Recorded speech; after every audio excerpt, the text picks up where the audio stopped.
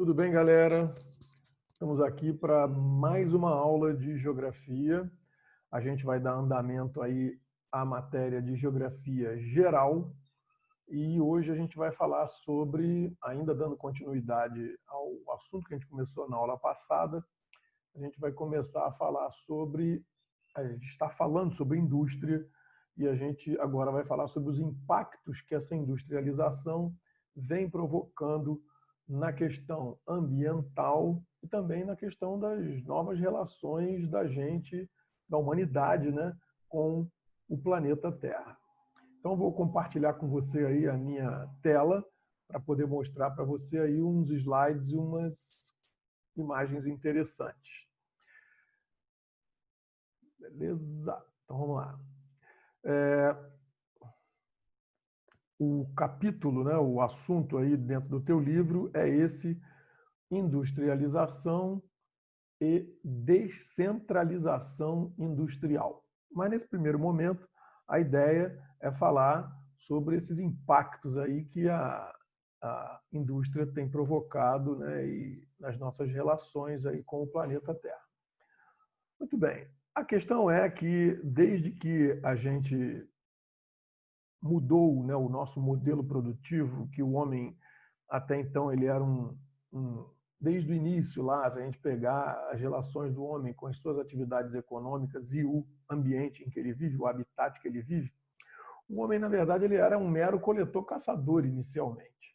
Depois ele se transforma, né, e nesse momento ele altera muito pouco o ambiente, né?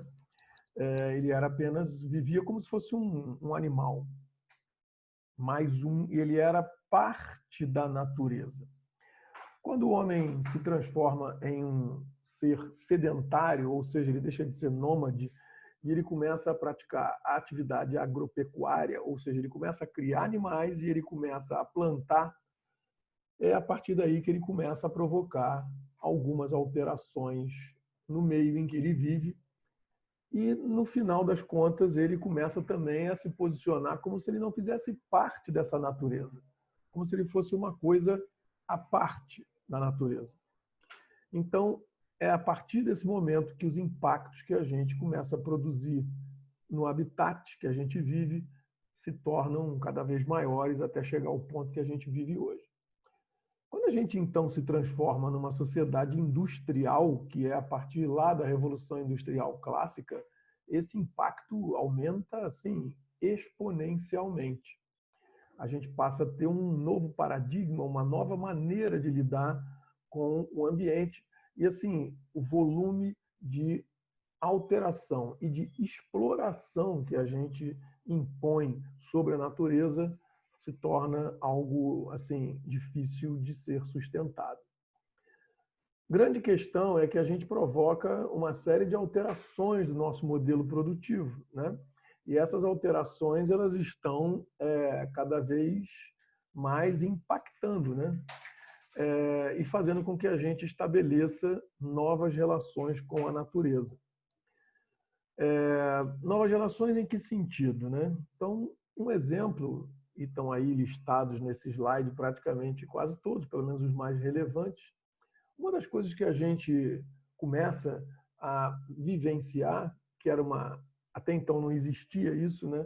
Mas no momento que a gente começa a ter a Revolução Industrial e a gente começa a ter uma produção em massa, e isso é algo que se torna mais sentido, né, e mais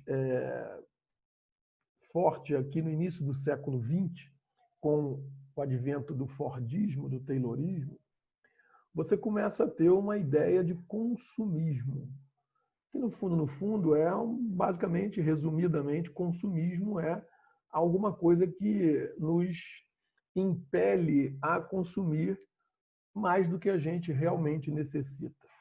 Aliás, aproveitando que a gente está falando sobre esse assunto aqui, a gente está no meio de uma pandemia de Covid-19 e que a gente está vivendo um momento de isolamento social, de quarentena.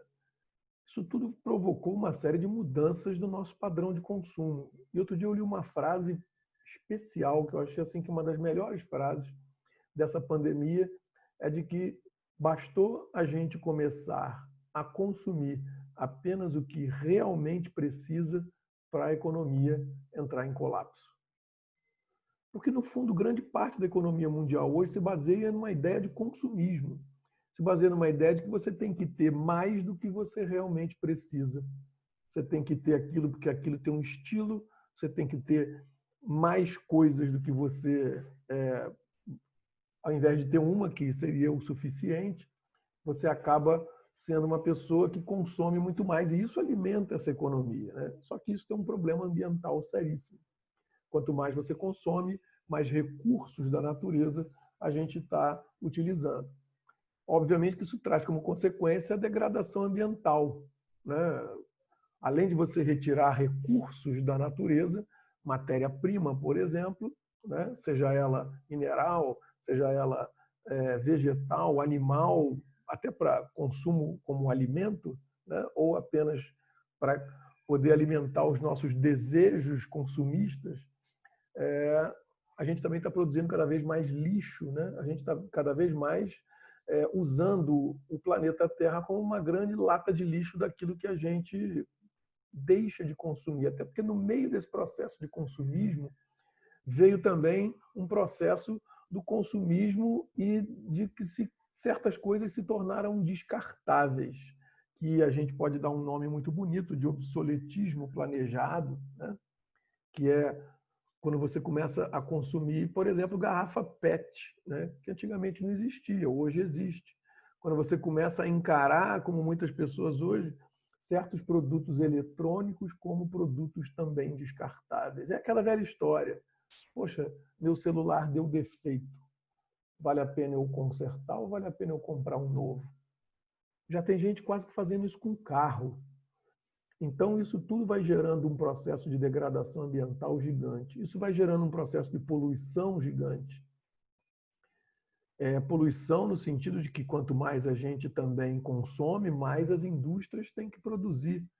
E a indústria, para produzir, ela tem que fazer a máquina funcionar, e a máquina funcionando tem que queimar algum tipo de combustível, provavelmente tem que gastar alguma fonte de energia. E a gente ainda está muito apegado à fonte de energia fóssil, como petróleo, como carvão mineral, e a gente está queimando esses fósseis, né, para poder fazer as máquinas funcionarem e jogando poluente na atmosfera. E com isso, obviamente, a gente também cria um outro problema, que também é uma questão ambiental, que é o aquecimento global. Então, tudo isso, na verdade, é uma demonstração de que tem alguma coisa que está funcionando aí que não está certo. Tem alguma coisa que está errada. Por que a gente consome tanto? Por que a gente produz tanto? Por que a gente produz tanto dejeto, tanto lixo? E para onde que isso tudo vai? Como é que a gente vai se livrar disso? Como é que a gente vai lidar com isso? Óbvio que a gente precisa puxar um freio de mão. Essa epidemia, aliás, essa pandemia, vem, né, mostrando uma série de sinais para a gente. Quantas pessoas e quantas coisas você leu aí ao longo desse período que, poxa, a qualidade da água nos rios está melhor, a qualidade do ar está melhor, porque a economia parou, e no que a economia parou, a gente parou de produzir, ok? Mas, por outro lado, a gente também parou de sujar, a gente parou de poluir. Será que não era o momento da gente repensar? Será que não era o momento da gente imaginar que talvez a saída seja rever certos conceitos, pelo menos? A solução, será que vai passar por uma ideia de sustentabilidade? Porque a sustentabilidade, na verdade, prega o quê? Ok, produza, funcione. A economia não para, mas ela, pelo menos, agride menos o meio ambiente. Pelo menos ela produz menos poluição, menos resíduos, talvez. E quando você começa a pensar de uma maneira de eu vou produzir sem esgotar os meus recursos, eu, na verdade, estou tentando, ou estou, pelo menos, buscando uma ideia de sustentabilidade. Então, essa talvez seja a solução, mas ela é obviamente necessária uma discussão forte sobre isso. Uma das coisas que a gente mais tem produzido hoje em dia é uma coisa que é o lixo eletrônico, até porque, como eu falei, a gente está começando a transformar o celular e outras coisas, né? Computador, televisão, os eletrônicos em geral, a gente está começando a tratá-los como descartáveis. Por quê? Porque a coisa, o modelo vai empurrando a gente nessa direção. Então, o que a gente deveria fazer é isso tudo que está listado aí no canto esquerdo, né? Descarte em locais certos, entrega de celulares e baterias para a empresa que fabricou. O nome disso é logística reversa, que é o cara que tem que ter a obrigação de buscar o resíduo que aquele produto que ele vendeu acaba gerando. Ou a gente teria que doar equipamentos em boas condições. Olha, eu juro que eu já tentei fazer isso, um computador velho que eu tinha, mas a instituição simplesmente não aceitou, disse que só aceitava de uma determinada categoria para cima. Uma pena. Coleta seletiva, logística reversa, reciclagem.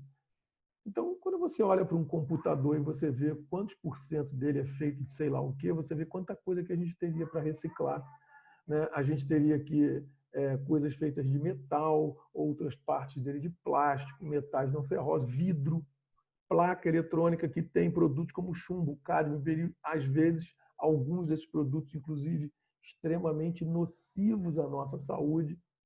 Agora, que partes podem ser recicladas? Menos, né? Nem tudo pode ser reciclado. Uma das coisas que a gente tem feito com lixo eletrônico é tentar transformar ele em alguma coisa útil, ou pelo menos tirar algo que valha algum valor desse lixo eletrônico, né? E aí a gente, quando consegue tirar alguma coisa de valor dele, a gente pode revender. Só que isso tem custos, tem um custo social alto, tem um custo de vidas alto, tem crianças trabalhando nisso, tem gente jogando lixo direto na natureza, tem gente que trata, pelo menos, como você vê em alguma dessas fotos aí. E um dos grandes problemas que a gente tem hoje são os aparelhos celulares. Quando você vê aqui que a gente hoje tem aproximadamente 15 bilhões de celulares que já foram produzidos no mundo até hoje. E cada vez que a gente vai produzindo e vai jogando fora, vai produzindo e vai jogando fora, o que a gente faz com esse lixo que a gente, na verdade, não usa mais? Então, o que está acontecendo é que alguns países mais pobres, eles estão sendo um depósito desse lixo. Então, a China é um deles e hoje tem um país, Gana, na África, que está se transformando num verdadeiro cemitério de eletrônicos. O país compra porque, de alguma maneira, não é o país que compra, né? Mas empresas compram de forma até ilegal, porque existe uma espécie de uma carta internacional que regula esse comércio. Mas, de qualquer maneira, você imagina o seguinte, é uma população pobre que não tem de onde sobreviver e encontrou na exploração do lixo eletrônico uma forma de vida, uma forma de ganhar a vida. Então, tem vários projetos no mundo tentando minimizar isso. E aí, no final, esse cara diz aí, ó, nós temos um problema enorme e estamos começando a consertá-lo com muito atraso. A ciência e a tecnologia nos levarão lá, mas em conjunto com o consumidor e com o comportamento humano. Ou seja, se não houver uma consolidação dessas ideias de forma que todo mundo consiga pensar mais ou menos do mesmo jeito, esse vai ser o primeiro cemitério de eletrônicos do mundo e a gente vai ter vários. E olha só, não é só cemitério de eletrônicos não, tá? É eletrônico, pneu, que é outro problemaço que a gente não tem que fazer, carcaça de carro, metais, navios que não são mais utilizados, tudo isso daí acaba virando lixo.